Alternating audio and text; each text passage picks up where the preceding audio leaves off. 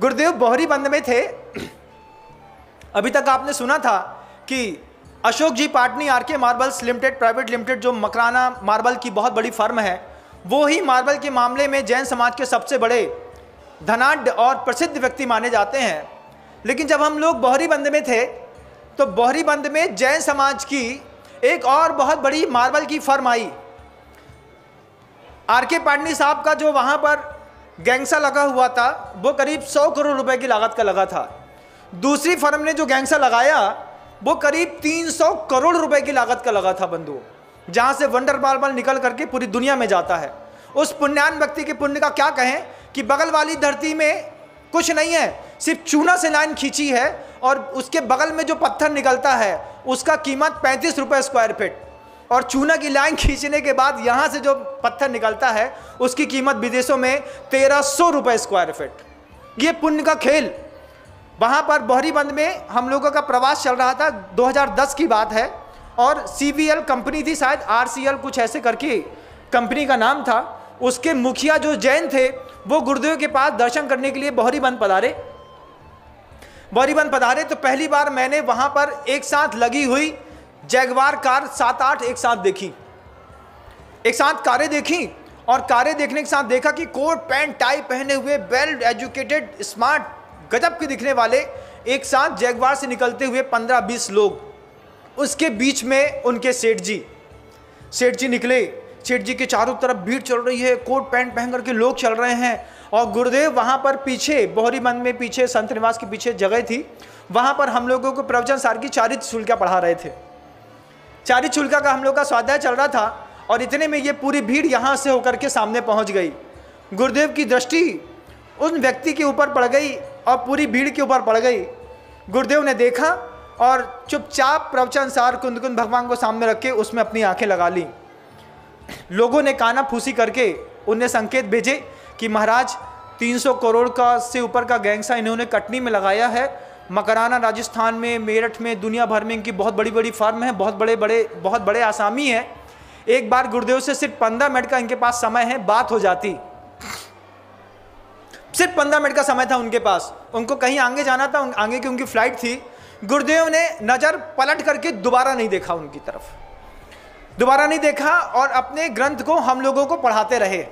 वो व्यक्ति 15 मिनट ठीक इंतजार करने के बाद वहाँ से चला गया, क्रोधित होकर के, गुस्से में आकर के, कि एक तो पहली बार इनके चरणों में आया, सुना था कि जैन समाज के बहुत बड़े आचार्य हैं, इनके पास जाऊंगा, ये बात करेंगे, दुनिया भर का साधु हमको फ़ोन लगा के बुलाता है तो हम नहीं जानते, और ये बिना फ़ोन के बिना उसके इनके पास गया, इनने हमें तक देखा तक नहीं। उनको आ गई गुस्सा आई, तमतमाए, चुपचाप वापिस हुए, वो चल दिए तो कोई बात नहीं, चले जाओ भैया, आपका काम था। गुरुदेव ने पलट के पूछा तक नहीं कि कौन आया था। 3 दिन और निकल गए। 3 दिन बाद वही व्यक्ति पूरा काम करके जब वापस लौट रहा था तो उस समय फिर गुरुदेव के दर्शन करने का उसका मन बना कि 3 दिन पहले 15 मिनट का इन्होंने समय नहीं दिया था, हो सकता है आज कुछ समय मिल जाए। दोबारा आए तो उनकी गुरुदेव से बात हो गई। गुरुदेव की बात, जब गुरुदेव से बात हो गई तो बात होने के बाद वो कहते हैं, उनके मन के अंदर रहा नहीं गया, गुरुदेव 3 दिन पहले आपके पास आया था और आपने मुझे 15 मिनट था मेरे पास, आपने सिर्फ 15 मिनट का समय मुझे नहीं दिया। गुरुदेव कहे उस समय मेरी क्लास चल रही थी, मैं श्रमण समुदाय को पढ़ा रहा था। बहुत धीमे शब्द में गुरुदेव बोले। तो वो व्यक्ति क्योंकि पहली बार मिला था, कहा वो महाराज जी लोग तो आपके साथ ही रहते हैं, उनको तो आप बाद में भी पढ़ा सकते थे। बहुत अलग शब्दों में, टोन में बोला उन्होंने इस बात को कि साधु तो आपके साथ रहते हैं, उनको आप बाद में भी पढ़ा सकते थे, मेरे पास सिर्फ 15 मिनट था। इसके बाद गुरुदेव का जो जवाब था वो देखने लायक था। गुरुदेव कहते हैं तुम्हारे पास, तुमने हमको सिर्फ 15 मिनट दिया, लेकिन मैं जिनको पढ़ा रहा था उनने मुझको अपनी पूरी जिंदगी दी है,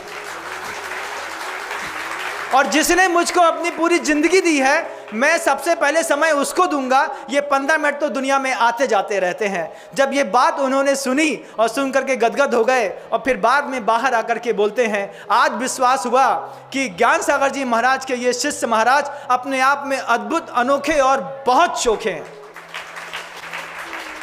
दुनिया में किसी भी साधु के पास कोई VIP पहुंच जाए, साधु अपने आवश्यक छोड़ करके उनको समय दे देते हैं।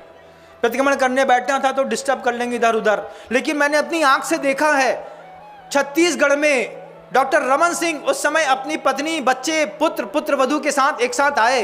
गुरुदेव को बता दिया गया कि वे महाराज जी 4:45 बजे आ जाएंगे। उन्होंने कहा कि मेरे पास 4:45 के बाद टाइम नहीं है, और उनका किसी कार्यक्रम की व्यस्तता के कारण समय लेट होकर के 5 बजने को 10 मिनट कम थे। गुरुदेव ने जैसे ही 4:45 बजे उन्होंने प्रतिक्रमण शुरू कर दिया। सिर्फ 5 मिनट की फर्क पड़ा। डॉक्टर रमन सिंह, उनकी पत्नी, उनके दोनों पुत्र वे सब सामने आकर के खड़े हो गए। आचार्य सिंह जी अपना पूरा प्रतिक्रमण करते रहे। रमन सिंह जी बोलते हैं, वो सामने बैठे हैं, बात तो हो जाएगी ना। उनको बता दिया गया गुरुदेव प्रतिक्रमण में बैठ चुके हैं, अब पूरा 35 मिनट लगेगा। और आप आश्चर्य मानेंगे, डॉक्टर रमन सिंह के साथ उनकी पत्नी और बच्चे 35 मिनट तक गुरुदेव के सामने चुपचाप खड़े रहे, बैठे तक नहीं। और उनके बाद वो कहते हैं, एक यही संत है पूरी दुनिया में जिनके सामने पूरे कार्यक्रम छोड़ करके खड़े होने का मन करता है। किसी भी साधु के पास चले जाएं, किसी भी संप्रदाय के पास, एक सीएम आया है तो अपने आवश्यक छोड़ करके उनको टाइम दिया जाता है, लेकिन गुरुदेव की अपनी कठोर दिनचर्या में ये अपना अनुशासन अद्भुत है बंधुओं। उन्होंने कभी अपने दादा गुरु ज्ञान सागर जी महाराज की बात नहीं काटी। जितने भी पूरे आचार्यों ने जितने भी संदेश दिए हैं, उनके संदेश को कभी स्खलित होने नहीं दिया। आज भी वे एक बहुत सजग प्रहरी के रूप में संस्कृति की स्थापना और रक्षा करने के लिए कटिबद्ध हैं। उनका संकल्प है, जब तक यह चंदन का पेड़ पूरा गिर न जाएगा, तब तक चंदन पूरी दुनिया में खुशबू लुटाएगा।